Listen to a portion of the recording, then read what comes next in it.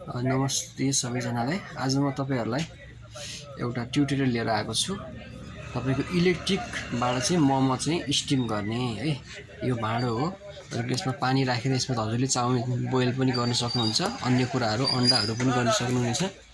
त्यस्तै गरी यो हो तपाईको भाँडो है। यसमा तपाईको स्टिम हुन्छ।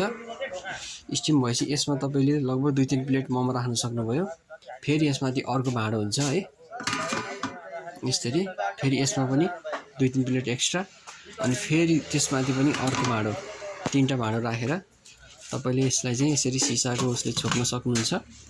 र तपाईको यो टाइमर हो यो टाइमबाट कति मिनेटमा उस हुन्छ एउटा तपाईले अन्दाज लगाएर 1 घण्टा 2 घण्टा कति राख्ने हैन त्यो अनुसार टाइम सेट गर्न सक्नुहुन्छ। र यसरी तपाईले मोमो चाहिँ ग्यासको बचत गरेर आफ्नै देशको बिजुली प्रयोग गरेर यसरी चाहिँ तपाईले चाहिँ यसको प्रयोग गर्न सक्नुहुन्छ।